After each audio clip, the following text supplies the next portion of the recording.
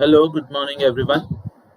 Let us continue with the discussion for the MCQs for module number 2 for our semester 4. Students, in the last lecture we have discussed MCQs which were related to three different chapters. Chapter number 1, children, that was the role of government in economic activities. Then we also went to analyze the second chapter, the principle of maximum social advantage.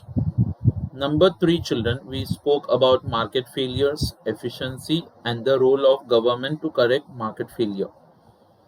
Now, our second module, children, is actually based entirely on three different concepts. The first one being public revenue. After that, we'll be talking about public expenditure, and then there will be a discussion about public debt. So generally you people are aware that whenever we speak about budget, तो budget के बारे में बात करते वक्त आपको एक बात पता होनी चाहिए चिल्ड्रन की budget includes three different concepts. Government जब बजट बनाती है उसमें तीन चीज़ें होती है. एक, वो लोग सबसे पहले डिसाइड करते हैं कि उनका एक्सपेंडिचर क्या रहेगा. एक्सपेंडिचर के बेस पे देन दे डिसाइड कि लाइक कौन कौन से अलग अलग सोर्सेज से रेवेन्यू कलेक्ट करना है. अच्छा, अभी होता क्या है कि like expenditure would generally be very high as compared to the revenue, and in this situation children the government has to borrow some money from the market. So public revenue, public expenditure and public debt. So government ने पैसा इकट्ठा किया, government ने पैसा आपके ऊपर खर्चा किया, जितना शॉर्टेज था उसका लोन लिया. So that's what we are going to analyze in this particular lecture. So let's continue with choose the correct alternatives and rewrite the statement. So that should be the first question that we have here. So let's begin with the first sentence itself. Public receipts include dash करके दिया हुआ है. Public receipts में क्या क्या included होता है. Number 1, children, we are talking about tax and non-tax revenue only. क्या दिया है? Tax and non-tax revenue only.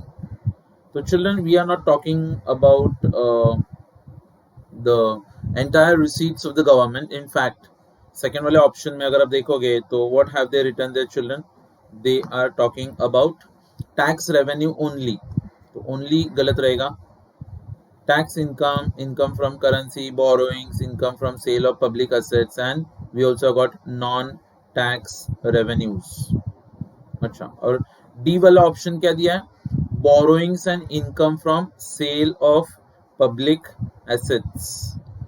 Okay, now the question arises, children, कि like tax और non-tax revenue ही नहीं आता है इस सब में. We also come across tax में से आया हुआ पैसा. अच्छा, करेंसी प्रिंट करने में से जो पैसा मिलता है वो. अच्छा, फिर गवर्नमेंट बोरो करती है. गवर्नमेंट के बहुत सारे एसेट्स होते हैं, उनको सेल करके जो पैसा मिलता है वो. और उसके अलावा टैक्स के अलावा जो पैसा रहता है चिल्ड्रन, जिसमें generally fines, penalties, all those things will be included there children. Okay, so that's the answer for question number 1.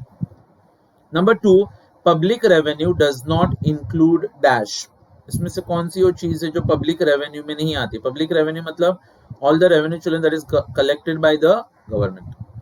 So non tax revenue तो आता है, तो ये अपना आंसर नहीं हो सकता है. टैक्स रेवेन्यू भी आता है, तो ये अपना आंसर नहीं होगा. Tax and non tax revenue दोनों मिलके आ गए, तो ये भी अपना ऑप्शन नहीं होगा. तो borrowings and income from sale of public assets करके दिया है.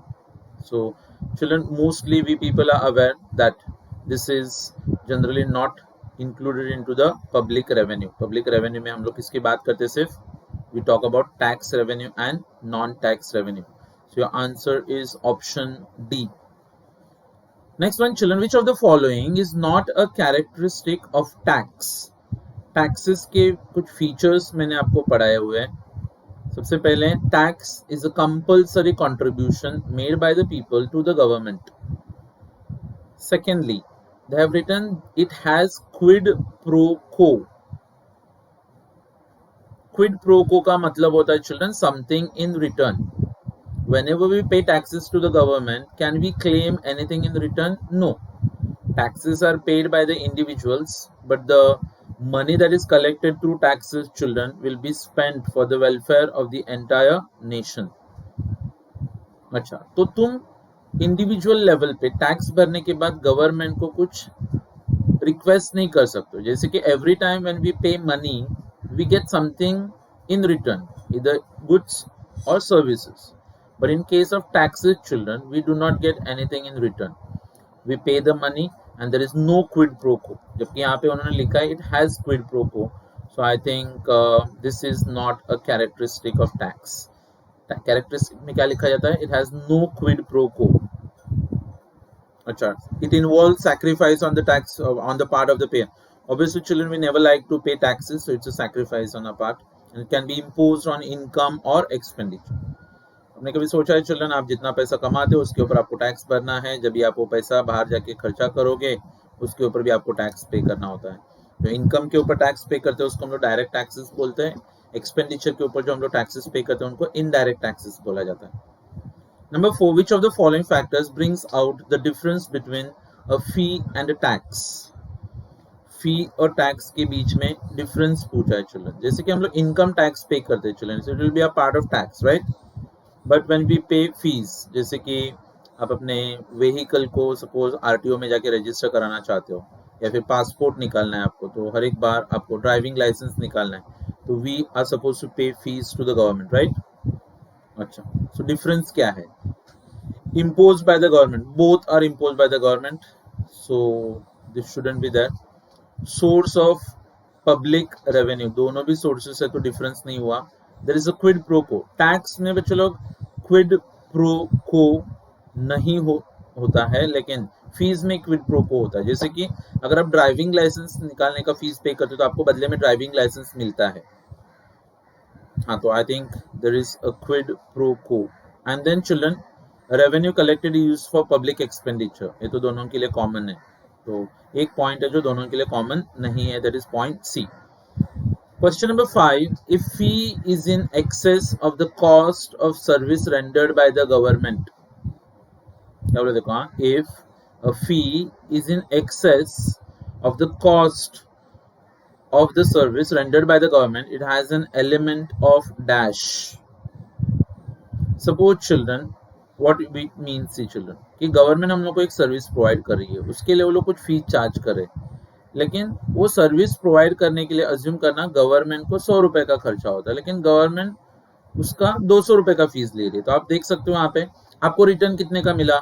100 का, लेकिन ऊपर का जो 100 एक्स्ट्रा चार्ज करे children, that is excess. So has that got any kind of quid pro quo? No. So I think that will become like a tax. जहाँ कहाँ पे भी कुछ रिटर्न नहीं मिलेगा आप उसको टैक्स बुला सकते हो. Okay. Next question number 6. Which of the following factors bring out the similarity between a fine and a tax? Fine और टैक्स के बीच में सिमिलैरिटी पूछा है. Imposed as a punishment. Fine और टैक्स में चलो पनिशमेंट क्या होता है? Fine is a punishment in terms of money for breaking a law or not following a particular law. Number 2, account for a small proportion of total public revenue करके दिया है. So I think fines or tax, they account for a large proportion. So I think this should not be there. Can be direct or indirect. नहीं, fines और taxes, मतलब taxes direct indirect होते हैं, लेकिन fines में direct और indirect नहीं होता है. So compulsory payment with no quid pro quo. तो चलो, टैक्स में भी कोई क्विड प्रो को नहीं होता है और फाइन में भी कोई क्विड प्रो को नहीं होता है, क्योंकि फाइन हम लोग पे करते हैं but in return we do not get anything. जैसे कि when you jump a signal, you are breaking the law, they might fine you, but do you get anything in return? No. So दोनों में भी Kwid pro को नहीं है, so this should be our right answer, option D. Dash is a charge collected from some members of the community who receive certain special benefits from government activities or projects. आपके area में suppose कोई एक आध project लाने का सोचा उन्होंने, कोई बहुत बड़ा जू या फिर गार्डन बनाने का सोचा है, अभी आजू बाजू में रहने वाले एरिया को उससे बहुत फायदा होगा, क्या पता उनके प्रॉपर्टी का रेट्स भी एप्रिसिएट होता है, तो कभी कभी वो जो प्रोजेक्ट का कॉस्ट होता है उसके लिए उस लोकेलिटी में रहने वाले मेंबर्स से कुछ चार्जेस कलेक्ट किए जाते हैं वो प्रोजेक्ट के लिए, तो उसको हम लोग नाम देते हैं चिल्ड्रन स्पेशल असेसमेंट लेवी करके बोला जाता है उसको. They are the people who are the beneficiaries of certain government projects. They have to be paid a special, they have to pay a special charge. Question number 8. Prices of goods and services sold by the government differ from taxes as they dash. They are compulsory, they are sources of public revenue, they are imposed by the government, and they are voluntary. See children, when we pay taxes to the government, does any time government say if you want to pay, pay, if you're not interested, don't pay? No. So tax का पहला feature क्या होता है? That the payment is compulsory. But when you are talking about the goods and services which are sold by the government, there are n number of government company children जो market में goods बेचते हैं, services बेचते हैं. जैसे कि children when you want to buy something like LPG का cylinder या फिर एचपी का सिलेंडर परचेस करते हैं, आपको पेट्रोल वगैरह परचेस करना होता है, तो पेट्रोल खरीदने के लिए आप एक आध रिलायंस के पेट्रोल पंप पे भी जा सकते हो और फिर आप हिंदुस्तान पेट्रोलियम के पेट्रोल पंप पे भी जा सकते हो. वहां पे कोई कंपल्शन नहीं होता ना children. So I think they are voluntary. So you have the option whether to buy और don't to buy. Number 9. Profits of public enterprises reflect dash. Inefficiency of private enterprises, the extent of illegal activities in an economy, repayment obligation of the government, source of investment by the government for providing better services. So I think that should be the right option. मतलब क्या होता है कि अगर government के companies profit कमाते हैं तो ध्यान रखने का कि उनके पास पैसा आता है तो लोग और अच्छे सर्विसेज प्रोवाइड कर सकते हैं हम लोग को. सो answer is option D. Number 10. Which of the following is true for gifts and donations as sources of public revenue? Gifts and donations के बारे में पूछा है यहाँ पे. तो I think over a passage of time government को जो गिफ्ट्स और डोनेशंस मिलते थे उसका इम्पोर्टेंस अभी कम होते जा रहा है, क्योंकि एक बार हमारा कंट्री डेवलप करता है चिल्ड्रन तो फिर हम लोगों को जो गिफ्ट्स और डोनेशंस मिलते हैं may be from outside countries they keep on declining. So your answer has to be point A, I suppose. Their significance has been declined. बाकी के ऑप्शंस क्यों सही नहीं है? देखो, इन सिग्निफिकेंस बढ़ते जा रहा है, गलत. Recipient government has control over them, नहीं, वो तो सामने जो देता है उसके ऊपर रहता है. They are fixed and certain sources of public revenue, falls. It's not a fixed source of income. Next, deficit financing is likely to result in dash. Deficit financing का मतलब क्या होता है चिल्ड्रन? कि whenever the government prepares a budget, तो budget में दो sides होते हैं, एक होता है रेवेन्यू साइड, एक होता है एक्सपेंडिचर साइड. तो होता है क्या है कि like in countries like India, since the people मतलब our economy is still in a developing stage, so government cannot afford to impose heavy taxes, so the revenue to the government becomes less. But at the same time, just because we have got lot of people on whom the government has to spend the money, उसकी वजह से government का खर्चा बढ़ जाता है. तो अभी अगर इमेजिन करना चिल्ड्रन कि लाइक 20 लाख करोड़ का खर्चा करना है गवर्नमेंट को और 18 लाख करोड़ का टैक्सेस से और अदर सोर्सेस से पैसा जमा हुआ है, तो डिफरेंस कितने का आता है? 2 लाख करोड़ का. So that's called a deficit. Now what is the deficit finance? कि 2 लाख रुपए गवर्नमेंट किस तरीके से मैनेज करते हैं? तो उसके लिए दो ऑप्शंस होते हैं children. Number 1, government can either go to borrow loans from the market, but then that will have more burden because we have to keep on paying the interest. So sometimes government will go to print new currency. So deficit financing का मतलब होता है children either taking loans or printing of new currency. Now to print the new currency children, we always keep on feeling like whenever we are talking about poverty, people not getting money, then people ask questions like why does the government not print new currency? There are certain rules children that government have to follow कि like जितना भी currency हम लोग print करते हैं उसके against में हमारे पास गवर्नमेंट के सिक्योरिटीज और गोल्ड के रिजर्व्स की जरूरत होती है. उसका एक पर्टिकुलर प्रोपोर्शन हम लोग करेंसी में कन्वर्ट कर सकते हैं. फालतू में अगर हमने करेंसी प्रिंट किया, नया मनी प्रिंट कर दिया चिल्ड्रन, तो फिर मार्केट में पैसा बढ़ता जाएगा, गुड्स अवेलेबल नहीं होंगे, and that is going to result into inflation. महंगाई आती है, इसीलिए पैसे को कंट्रोल में रखना बहुत इंपॉर्टेंट होता है. अच्छा, number 12, which of the following canons ensures that the administrative cost of collecting a tax is less than the revenue collected? So I think that should be cannon of economy करके बोला जाता है। जब government tax वसूल करने के लिए जाएगी तो फिर उनको ये देखना है कि टैक्स को वसूल करने का जो खर्चा है वो कम से कम होना चाहिए, एज मिनिमम एज पॉसिबल, मतलब सस्ता होना चाहिए। सो सस्ते के लिए हमारे पास वर्ड क्या होता है, economical. So we have got the canon of economy. Number 13, the time, amount and the manner of payment of a tax should be clear and not arbitrary. This is advocated by which of the following canons? See children, जब आपको पता होता है कि मुझे कितना tax भरना है, कैसे भरना है, और सपोज फॉर एग्जांपल के लिए उसमें कुछ कंफ्यूजन नहीं होता है, तो उसको हम लोग बोलते हैं canon of certainty. Certainty like when you are sure about a particular thing. Number 14, in order to avoid differences in interpretation and disputes with respect to taxes, the tax system should fulfill the canon of dash. So here children, we are talking about the canon of simplicity. मतलब क्या होता है children कि like taxes should be simple for the people to understand. There should be no dispute as respect to taxes.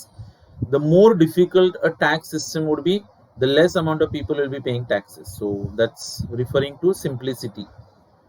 फिर आता है the canon of dash advocates that the tax system should bring enough revenue for the treasury.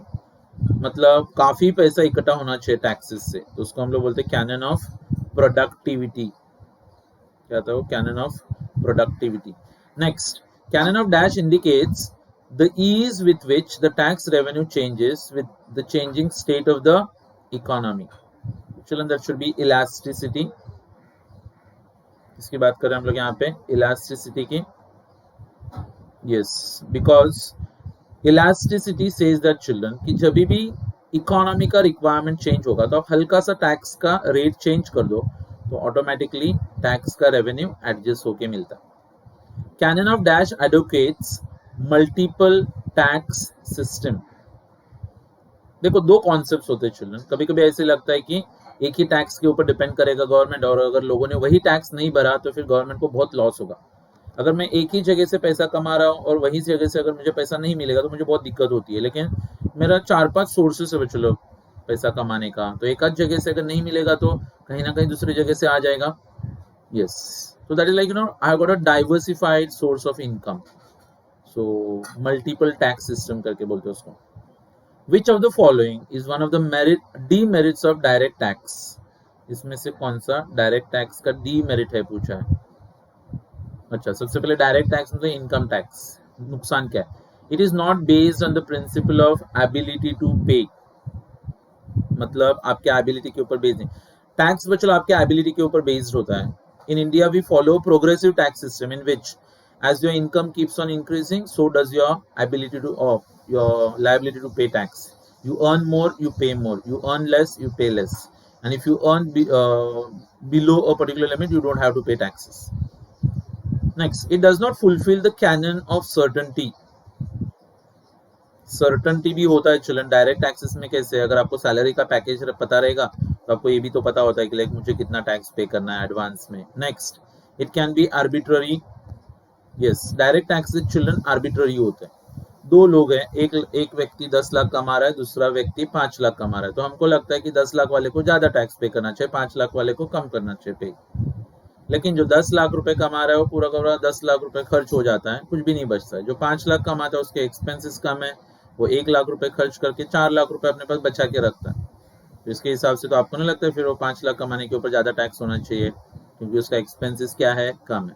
So they are arbitrary and it generally does not fulfill the canon of economy.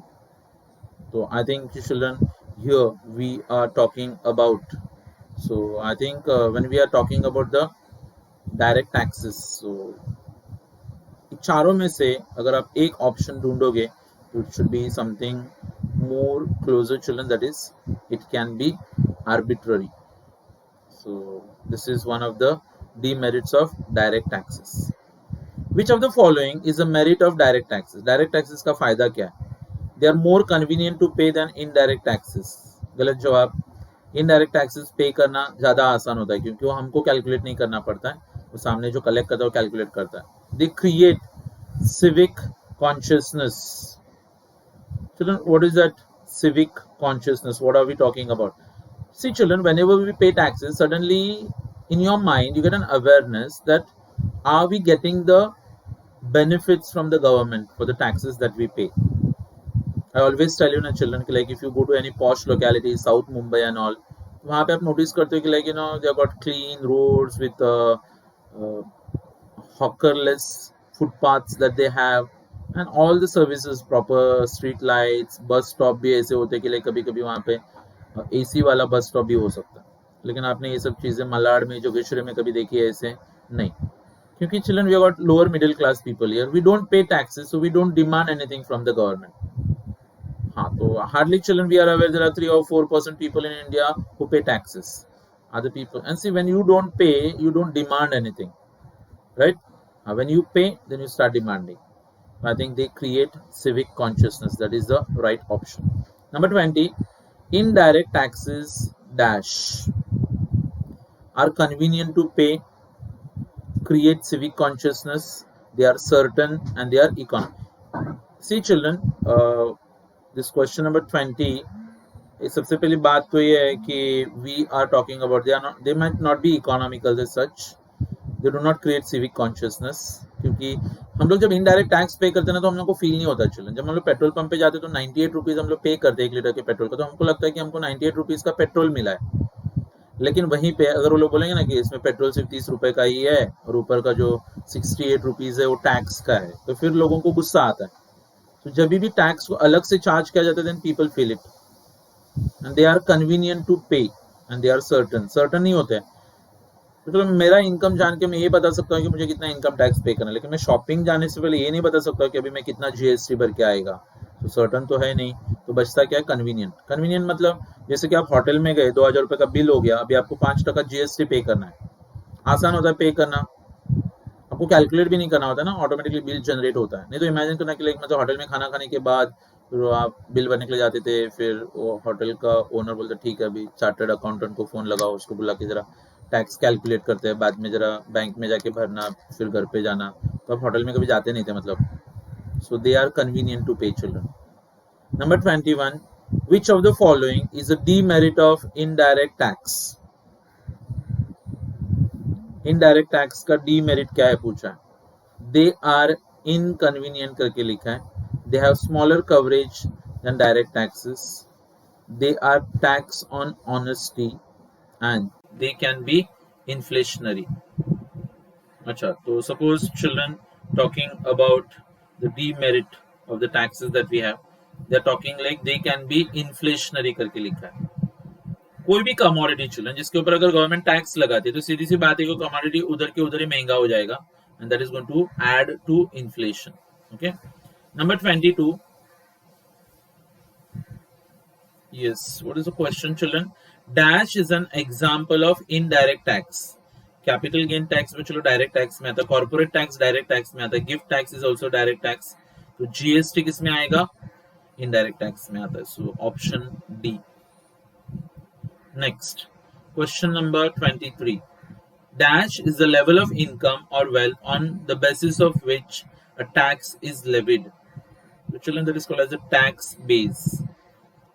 मतलब आपके income के base पे जो tax लगाया जाता है उसको हम लोग टैक्स का बेस करके बोलते हैं। So your answer is option C. In dash taxation, the same tax rate is levied on all income bases. Children, that is going to be proportional tax, we can call that as. Proportional tax का मतलब क्या होता है कि सबके लिए same tax होता है। मतलब suppose for example like they say whatever you earn you pay 10% of your income as a tax, so that is called a proportional tax. Number 25, the following is a true of the effect of proportional taxation. Next, it does not change the distribution of wealth in the country. Tax rate changes with tax base. It can change the distribution of wealth in the country, and it completely fulfills the canon of equity. So option A children, it will not change the distribution of the wealth in the country. It's like children, अगर आप proportional tax लगाओगे तो नहीं होगा ना।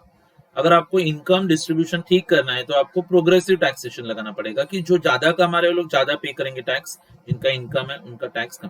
Proportional tax लगाओगे तो क्या होगा पता है, the rich people will be remain richer, the poor people will remain poor, क्योंकि प्रोपोर्शनल इनकम टैक्स के बाद इनकम जितना पहले था उसके प्रोपोर्शन में ही रहेगा।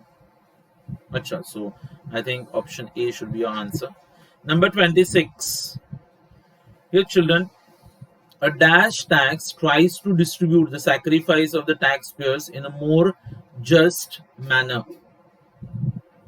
तो I think that should be progressive tax. मतलब आप अपने इनकम के हिसाब से टैक्स भरने का। Under regressive tax system, those earning higher income contribute dash proportion of their income in form of tax than those earning lower income. So I think regressive tax system क्या बोलता है children की, मतलब जैसे तुम्हारा income बढ़ेगा वैसे तुम्हारा टैक्स का रेट कम होगा। जैसे फॉर एग्जाम्पल जिसका इनकम 10 लाख रुपए उसके लिए 1% टैक्स होगा, हाँ, लेकिन जिसका इनकम 5 लाख है उसके लिए सपोज फॉर एग्जाम्पल के लिए 5% टैक्स होता है, जिसको 2 लाख ही कमा रहा है उसके लिए 10% होगा। मतलब ऑपोजिट में जा रहा है। प्रोग्रेसिव में क्या होता है, higher the income higher the tax, regressive में क्या होगा, higher the income lower the tax. So 27 का answer children has to be smaller. Okay. Next, a dash taxation is used to distinguish between certain forms of progressive rates. A dash taxation is used to distinguish between certain forms of progressive rates. अच्छा children, progressive rates, तो उसके लिए हमारे पास एक दूसरा word आता है degressive. तो दूसरा refer to the text books children, I suppose you must be aware, proportional tax, progressive tax, regressive tax and digressive tax. These are the 4 different rates of taxes that are imposed by the government. Next one, which of the following is not a non-tax revenue? अच्छा, fees तो non-tax revenue में आता है, penalties are also non-tax revenue, custom duty should also be a non-tax revenue. So बचता क्या है children? Borrowings. So 29 children should be, एक minute, fees आएगा, यस, पेनल्टीज भी आता है, बोरोइंग्स नॉन टैक्स रेवेन्यू में। So I think we should be going with custom duties. Okay, custom duties would be in other parts of the revenues that we have. Which of the following is not canon of taxation? Canon of equity पता है हमको, canon of certainty भी पता है, canon of elasticity, तो बचता क्या है, canon of benefit, that is an वो टैक्स का canons नहीं चलन, it is a canon of public expenditure. Which of the following is the tax rates? Proportional taxation, regressive taxation, progressive taxation. I think मुझे लगता है all of the above. That should be the right answer that we have. Okay, so children, that were some things related to the public revenue, and along with that we also spoke about public sources of public revenue, we can say. Let's continue children for our next chapter. Choose the correct answers and rewrite the statements. This should be something related to the shifting of the tax burden. अच्छा, दो अलग अलग concepts हैं. We have got what is called as impact and incidence of tax. Impact का मतलब होता है children कि like initially government किसके ऊपर tax impose करती है उसको बोलने का impact, और ultimately वो tax government को कौन pay करता है उसको बोलने का रहेगा incidence. जैसे कि if the government is imposing a tax on me, so I feel the impact of the tax. Ultimately वो tax मैं government को खुद ही pay कर रहा हूँ, तो इसका मतलब incidence भी मेरे ऊपर ही है। लेकिन जब indirect taxes की बात आती है तो फिर जैसे कि कोई होटल वाला है तो government will collect the GST from that hotel owner, right? So he's feeling the impact, but ultimately the tax is being collected from the customers who come into that hotel. So we say that the incidence is on the customer. Okay. Achha. So question number 1, dash of a tax is felt at the point where the tax first comes into contact with the taxpayer. So first मतलब children we are actually talking about impact. Final बोला रहेगा तो फिर उसको आप incidence बोल सकते हो. So next वाला question वही है, incidence of tax refers to which of the following? It's the final money burden that people experience children. So second का answer है A. Number 3, real burden of a tax is measured real burden का मतलब क्या होता है कि मैंने tax पे किया चिल्ड्रन, उसकी वजह से मेरा जो कंजम्पशन कम होता है. If you see children, when people pay taxes, people experience some kind of disutility. We never like to pay taxes, right? We make all the efforts to avoid taxes. तो आप tax भरने की वजह से आपका जो वेलफेयर कम होता है children, that is called as real burden. So I think third का आंसर आता है B, in terms of loss of welfare to the individual and to the society due to payment of tax. Number 4, dash refers to the total tax revenue collected by the authorities from any particular tax. क्या बोला? dash refers to the total tax revenue collected by the authorities from any particular tax. So children, that is something what is called a formal incidence करके नाम रहता है उसका, कि government ने exactly कितना टोटल अमाउंट टैक्स के जरिए कलेक्ट किया. अच्छा, then children, we also have the next question, which is asking about effective incidence refers to dash. Effective incidence क्या होता है? So direct money burden of a tax, no. The difference between pre-tax economic setup and the post-tax economic setup. मतलब tax से पहले economic setup क्या था, tax के बाद इकोनॉमिक सेटअप क्या होता है, उसको आप बोलते हो effective incidence. So answer is B. In case of dash, the impact and incidence will be on the same entity. Personal income tax, sales tax, manufacturing tax, value added tax. तो option A direct tax की वजह से. अच्छा, number 7, in case of dash, the impact and incidence may not be on the same entity. Income, corporate income tax, galat. Capital gain tax, galat. Personal income tax, galat. The answer is D. We are talking about GST. ध्यान रखना बच्चों, indirect taxes में impact and incidence are on the different people. Direct tax में they are on the same person.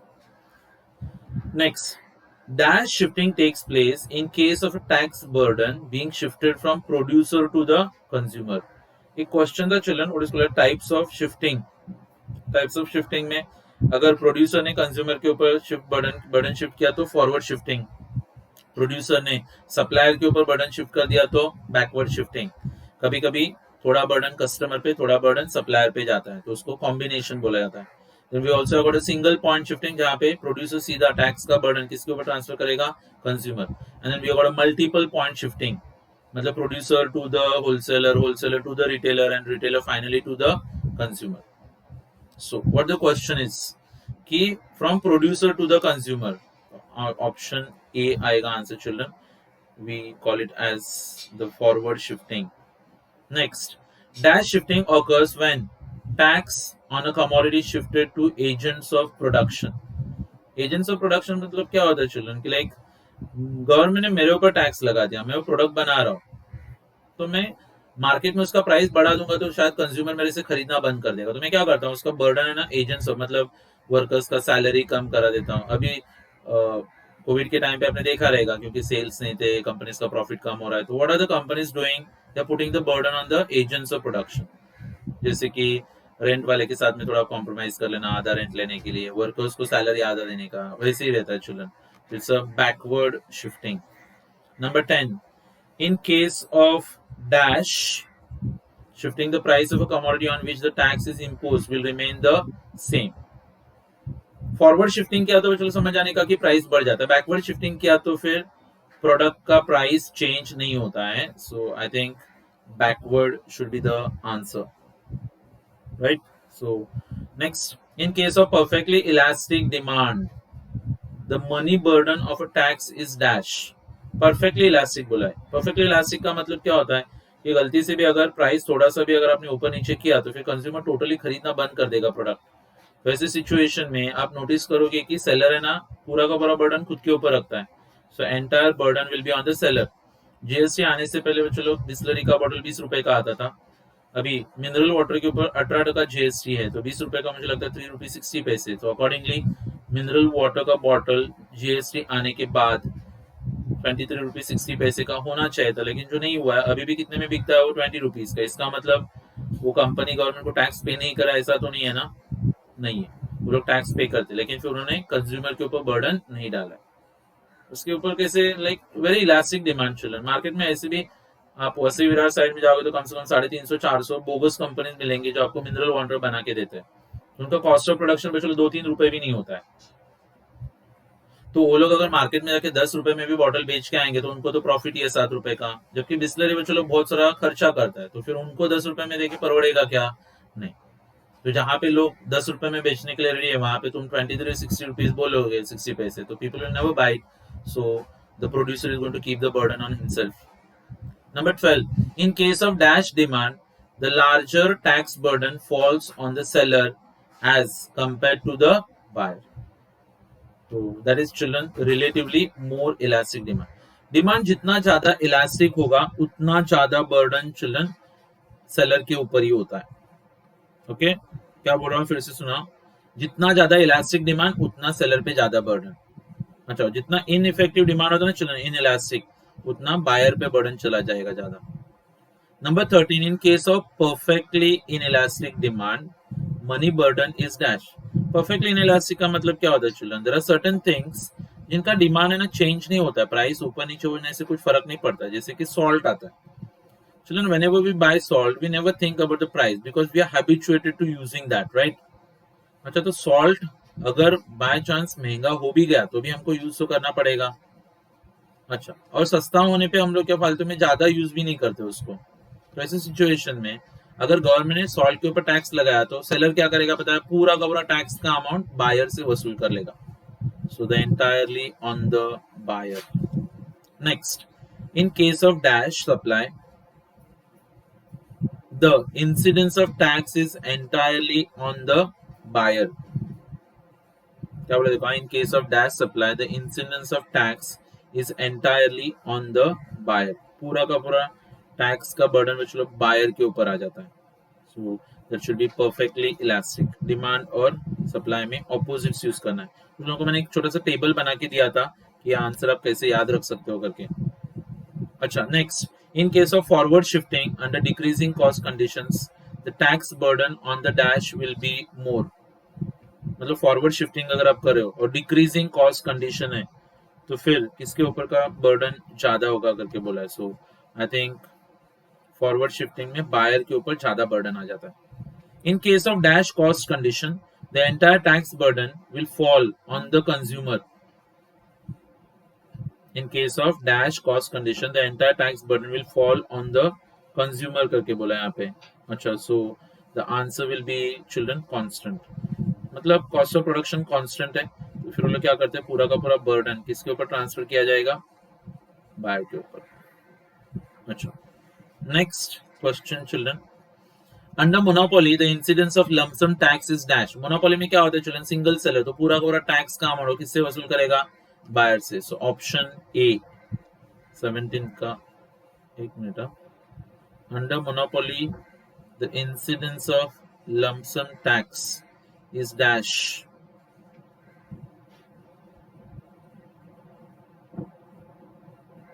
It has to be on the buyer, not on the seller. Monopoly है ना children। Next, the burden of a dash tax imposed on the monopolist may be shifted। 18th, क्या the burden of some tax imposed on a monopolist may be shifted? So I think specific tax। So children, we are discussing something related to the monopolist। तो monopolist में tax shift किया जाएगा। अच्छा, one more discussion children here, this is something related to the welfare that we derive from the money that is being spent by the government, we can say। A steeply dashed taxation system tends to reduce income inequality। income inequality को कम करने के लिए कौन सा tax system ज्यादा काम आता है करके बोला है। तो मैंने आपको पहले ही बोला है अगर आपको इनकम इनइक्वालिटी ठीक करना है तो प्रोग्रेसिव टैक्सेशन को यूज करने का। Next, taxation system increases inequality of income. So answer आएगा children progressive taxation. Sorry, progressive से तो ठीक होता है, so option has to be regressive taxation. Taxes impose on luxury goods will have a dash effect on income distribution. So अगर आप luxuries के ऊपर ज्यादा टैक्स इम्पोज करोगे तो फिर अब सबको पता है फेवरेबल इंपैक्ट होगा क्योंकि अमीर लोगों का इनकम आप थोड़ा कम करा रहे हो यहाँ पे। taxes imposed on, just a minute, taxes imposed on necessary goods will have dash effect on income distribution. अगर आप नेसेसिटी मतलब जो बहुत जरूरतमंद चीजें होती हैं चिल्ड्रन उसके ऊपर अगर आप टैक्स लगाओगे तो फिर इनकम डिस्ट्रीब्यूशन फेवरेबल होगा क्या अनफेवरेबल? अनफेवरेबल, क्योंकि ज्यादातर गरीब लोगों को फर्क पड़ेगा इससे. Next question number 5. Highly steep income tax has dash effect on ability and willingness to work, save and invest. Highly steep income tax करके बोला है. So children, it is going to have. देखो taxes की वजह से आपको काम करने का मन नहीं करता. आप मेहनत करोगे और बाद में उसका पैसा कौन ले लेगा? Government. So you don't feel like working. Many times children, whenever we take loans, have you ever noticed children कि अगर आपको 50,000 का सैलरी है और आपको 50,000 रुपए खर्चा करने को मिलेगा तो आपको हर रोज जॉब पे जाते वक्त मतलब कितना एक्साइटमेंट फील होगा ना कि 1 तारीख को इतना पगार आएगा, इसको मैं यहाँ पे खर्चा करूंगा, वहां पे खर्चा करूंगा. लेकिन सपोज अगर आपने लोन लेके रखा है कि 50,000 में से 40,000 तो लोन का पैसा जाने वाला है, तो हर रोज काम पे जाने से पहले आपको लगेगा जाऊँ क्या नहीं जाऊँ काम पे करके. होता क्या है पता है, you are not able to enjoy that money, so it's unfavourable impact. When money burden of indirect tax are passed on to the consumer, it dash the consumer's real income. मतलब इनडायरेक्ट टैक्स का जो burden है consumer के ऊपर हम लोग पास करते हैं, तो ध्यान रखने का कंज्यूमर का जो रियल इनकम रहेगा वो ऑब्वियसली क्या होने वाला है बताओ? It is going to reduce. Tax की वजह से आपका इनकम रिड्यूस ही होगा. Next, the loss of consumer utility from substituting taxed goods by untaxed or low tax goods refers to, children, that is something what is, देखो एक तो आता है welfare cost, then we got a consumer surplus, deadweight loss आता है, and then we also got opportunity cost करके बोला गया यहाँ पे. So children, we are actually talking about the welfare cost. हम लोग क्या करते थे पहले ना, हाईली टैक्स गुड्स यूज मतलब अच्छे गुड्स यूज करते थे, लेकिन वो हाईली टैक्स है. फिर आपको जैसे टैक्स बढ़ता है हम लोग क्या करते हैं, जो गुड्स के ऊपर कम टैक्स है लेकिन वो इतने अच्छे नहीं है वैसे गुड्स को हम लोग यूज करना चालू कर देते हैं. During depression taxes are dash. Market में अगर मंदी रहेगा, रिसेशन है, डिप्रेशन है, तो टैक्सेस को क्या किया जाता है?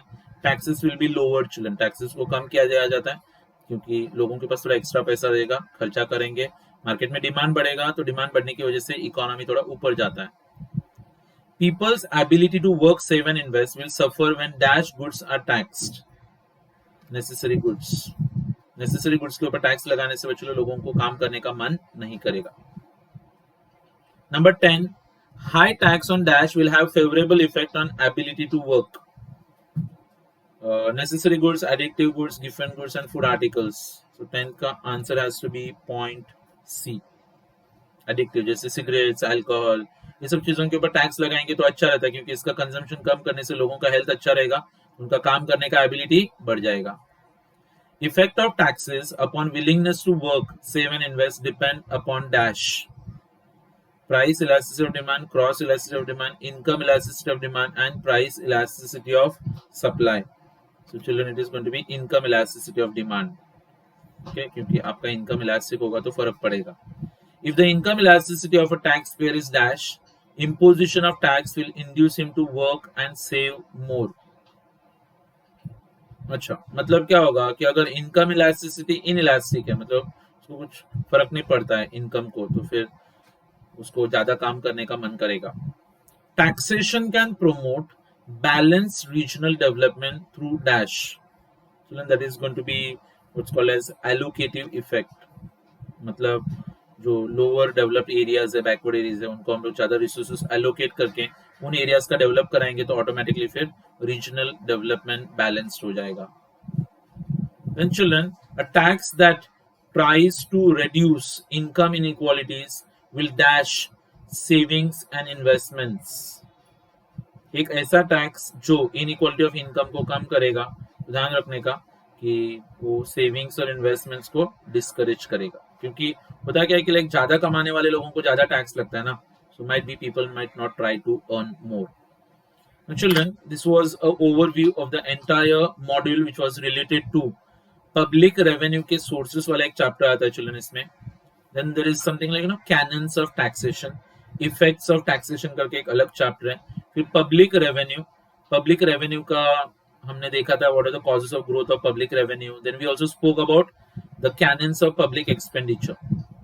अच्छा, then we also discussed like government welfare functions कैसे implement करती है करके, and then we also had a topic जहाँ पे we spoke about shifting of tax burden. So that must have given you children some amount of guesswork about the answers that you need to attempt in your tests or in your exams, which will be basically objective type question. Okay, तो वापस से मैं वही बता रहा हूँ कि अगर आप एक आध बार चैप्टर ओपन करके देखोगे और बाद में मेरा लेक्चर्स देखोगे तो आपको अच्छे से समझ में आएगा. अगर आपने टेक्स्ट बुक को कभी हाथ नहीं लगाया तो फिर ये लेक्चर से कोई जादू नहीं होने वाला है कि आपको सब कुछ आना चालू हो जाएगा. So I'm giving a disclaimer, children. First, go through your book and then refer to my objective discussion lectures. So that's all for today, children. See you in the coming lecture with the discussion of objectives and MCQs of module number 3. Till then, bye everyone. Take care.